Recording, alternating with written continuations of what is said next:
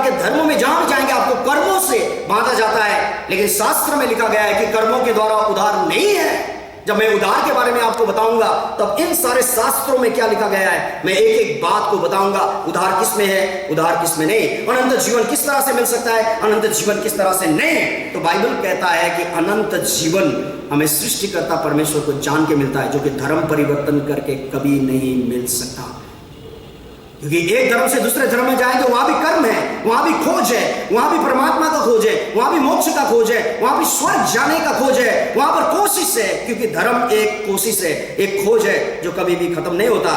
इसके द्वारा, कर्मों के द्वारा उन आत्मिक बातों को जानने का,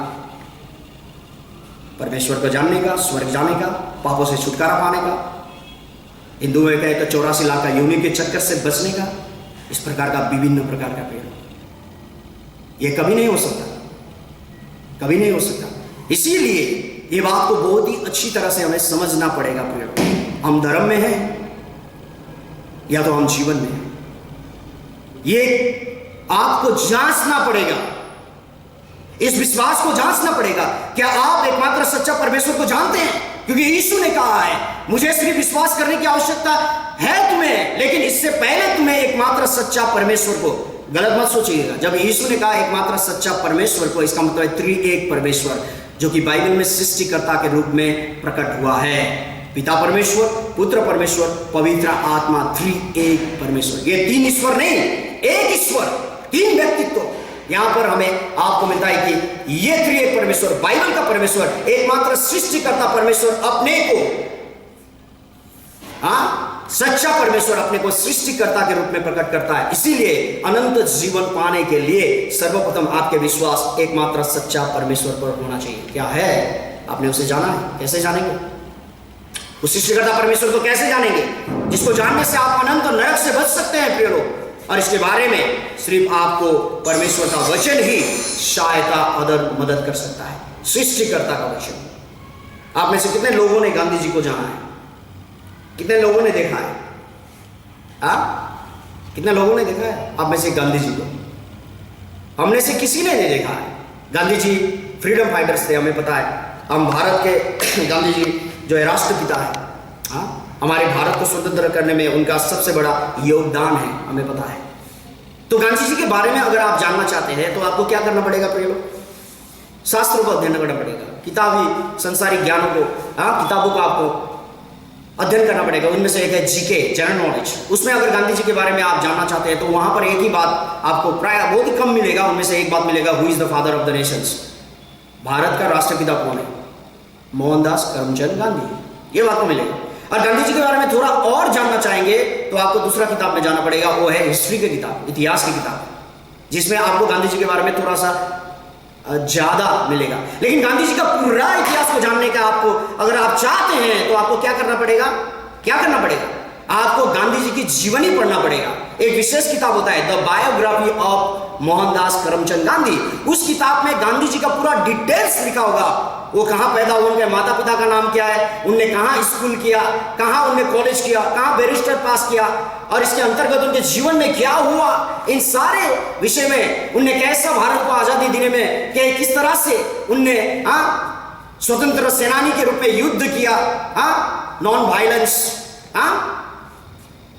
आपको पता है इन सारे आंदोलन को उन्हें किस तरह से चलाया, और अंत में जाके उन्हें, हम पता है कि उन्हें मार डाला गया, हत्या किया गया, किस तरह से, उनका समाधि कहां है। इन सारे विषयों को अगर आप जानना चाहते हैं तो आपको विशेष एक किताब पढ़ना पड़ेगा, वो है the biography of Mohandas Karamchand Gandhi. इसी में आपको सारा मिलेगा डिटेल्स। उसी तरह से परमेश्वर के बारे में हर एक धर्मों के शास्त्र में लिखा गया, ईश्वर एक है, परमात्मा एक है, एक को ब्रह्म दित्य नास्ते नैना नास्ते नास्ते किंचन। ईश्वर एक है, कदापि नहीं, दूसरा नहीं, कोई नहीं। ये ईश्वर कौन है? ईश्वर कौन है? इसे कैसे जान सकते हैं?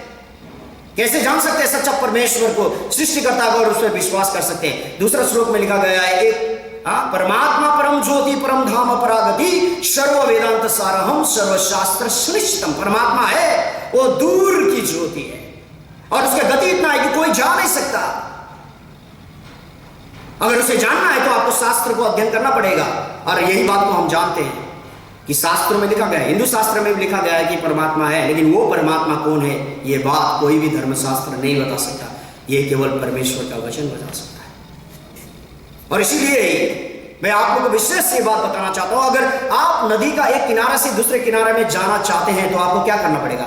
एक सहारा की आवश्यकता होती है, वो है नाव। उसी तरह से अगर आप धर्मों से निकलकर, चाहे आप क्रिश्चियन हो, हिंदू हो, मुस्लिम हो, चाहे संसार का 4200 धर्मों में से किसी भी धर्म में हो, अगर आप परमात्मा को जानना चाहते हैं, आप स्वर्ग जानना चाहते हैं, आप मोक्ष पाना चाहते हैं, पापों से छुटकारा पाना चाहते हैं, तो आप इन सारे विषयों को तभी आप जान सकते हैं, पा सकते हैं, जब आप शास्त्र को अध्ययन कर सकते हैं, वो नाव में सवार होते हैं। यही बात को श्री कृष्ण ने अर्जुन को गीता 4 का 34 से 36 में कहा गया है। मैं गीता 4 का 34 से 36 को पढ़ना चाहूंगा, विशेषकर 36 पद को पढ़ूंगा। मैं 36 पद को पढ़ना चाहूंगा, 4 अध्याय का 36 पद। क्या लिखा गया है? ये अर्जुन को श्री कृष्ण ने कहा है, 36 श्लोक 36 यहां पर कहा गया है, अपचतिषि पाप भया सर्वज्ञ पाप कृतम सर्व ज्ञानालय लभम भंजन संतर ऋषि। इसका मतलब क्या है? यदि तू अन्य सब पापियों से भी अधिक पाप करने वाला है तो भी तू ज्ञान रूप नौका द्वारा निस्संदेह संपूर्ण पाप समुद्र से भली भांति तर जाएगा। आपने देखा गीता 4 का 34 से 36 में लिखा गया है, ज्ञान रूपी नाव में सवार होना पड़ेगा, तभी आप परमात्मा को जान सकते हैं, तभी आप स्वर्ग को जा सकते हैं, परम धाम में जा सकते हैं। इसीलिए बाइबल जब कहता है कि अपने उद्धार के विश्वास को परखो, तो उद्धार का विश्वास को परखना हमें अनंत एकमात्र सच्चा परमेश्वर से करना चाहिए। और ये विश्वास को कैसे परखेंगे? बाइबल कहता है किसके द्वारा? रोमियो 10 का 17 अंतिम पद को पढ़ूंगा और खत्म करूंगा आज का यह अध्ययन। रोमियो 10 का 17 में लिखा गया है, अतः विश्वास सुनने से और सुनना मसीह के वचन से होता है। क्या कहा गया? So then faith comes by hearing and hearing by the word of God। परमेश्वर का वचन, मसीह का वचन एक ही है। परमेश्वर का वचन, बाइबल जो है परमेश्वर का वचन है।